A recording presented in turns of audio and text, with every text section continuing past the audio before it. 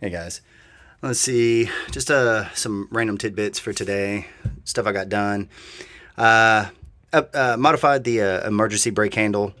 Um, Went ahead, did exactly what the LMR video did said about just modifying that, which is basically getting rid of the spring. I mean, you're not even really using it, so the more you get rid of, probably the better. Ended up welding that. Go ahead and make fun of that weld. Anyhow, earlier today I put out a quick video about this, but what I ended up having to do was drop the drive shaft and actually modifying this thing here from the LMR kit. So if you guys are messing with some sort of notchback and you have this sort of setup where this brace is right here, I ended up just dropping this out. Yeah, just kind of using the cutoff wheel just to get some space in between here and here. So next time I get this LMR kit, I won't have to try to cut this and do whatever again. Just kind of drop it in play and do whatever I got to do, because then it'll be easy even with the drive shaft in play. And then I still have to adjust that, just kind of lock it in play, because everything is real. I mean, it's basically there.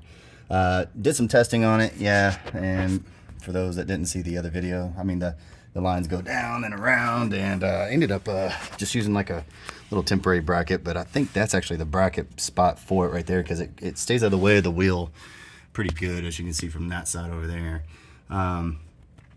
The other thing I found out while doing this, because I was testing it, and so as I pulled it up, whatever, I mean, just kind of demonstrate. I mean, it's nice and tight. I mean, it lays all the way down on the floor, just like they were saying. It compresses this part over here on the calipers. This little thing here. Everything works really well on that side. This caliper's bad. Ended up going to AutoZone, getting a Lona tool just to kind of press it back out, because I was twisting it, and twisting it wasn't good enough just to kind of compress it back out. Bled it, I don't know how many times.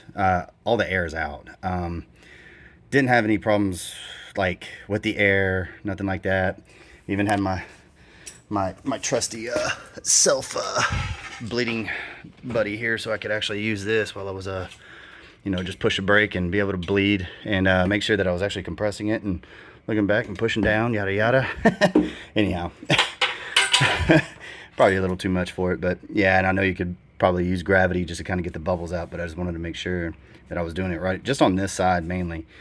That other side was fine. This one, the caliper will not, or the piston will not press on this side at all.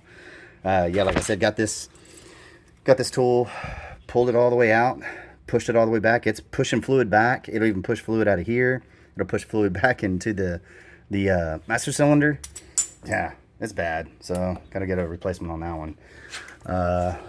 Then while I was on some other fixes, I guess kind of ADD, but I was messing with this yesterday. Hydro boost, it's all good. A little low right now just because I was bleeding some stuff earlier.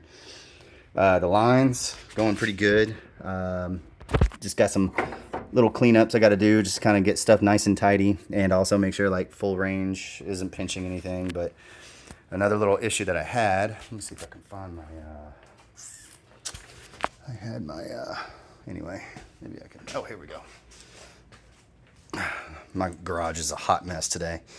Anyhow, so what I was messing with today were these two right here. One in the back is the high pressure, low pressure, and the one on the bottom is the low pressure. Top low pressure is 22 mil. This one was a 19 mil. I might be able to get those specs for it, or like some links on what I got for those, because those were a little bit of a pain in the butt to find. But anyway, man, had some links. I just have kept on like wrenching it down and wrenching it until it was actually like all the way down bottom flat. And with this other this Volvo pump, it was the same way. This thing was just like leaking like right at the top right there. I don't know why, don't know what I was missing. Got that handled. No leaks now. Turn it on, 100% all the way around.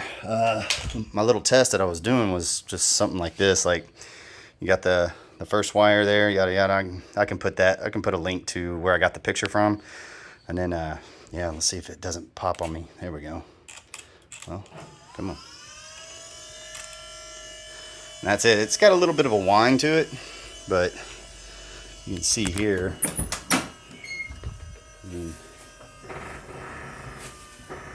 It's just whining on the other side. I guess that's my rack and pinion but you can kind of hear it a little bit. Whenever I bump it, you'll really hear it. Just like good old-fashioned power steering. You know? And then even the brakes. So the brakes are even going good on it. And if I turn and do the brakes at the same time, it handles without a problem. Right now, that Volvo pump uses a module to actually control everything. Let me turn this off. It uses a module to actually control like how much it should run. Right now it's at 50% because it's in limp mode. This is just like a bypass way.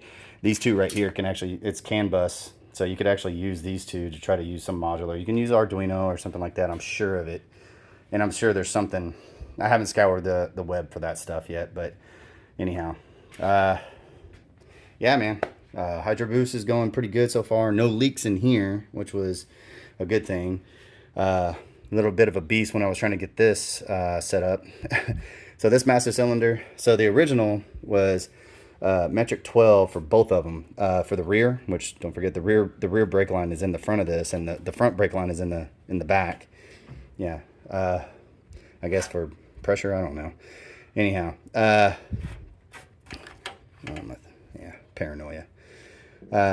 So anyhow, when I got this was actually a 10 mil and this is a 12 mil still. So I was like, what the heck? So yeah, I ended up having and don't forget, these are also bubble flare. These are not inverted flare. So if you are messing with any of these master cylinders from these 96 to 98s, they are bubble flare. Don't do what I did. And that's what I was about to get into as well.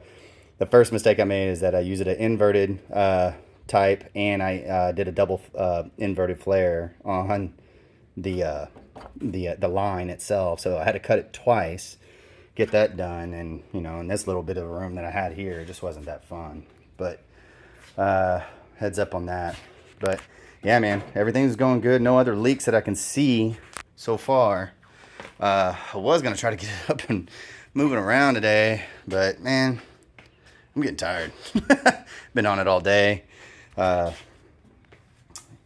and just if you guys are interested in where I did this brake line, I actually put it up in this cowl here, and I'll probably cinch that down as well. Just something, just to kind of hide it, because they had originally, like, they used this firewall to kind of cinch it up. I don't know. It's not a show car. I don't know. It just looked ugly. Just one of those things, Hey, it's your ride, right? Do what you want. But anyhow, that was what I did today, and shit, even some yesterday too, man. Got a lot of stuff done, but still, the dreaded wiring that will be coming soon for sure. Let me know if you guys have any questions about anything.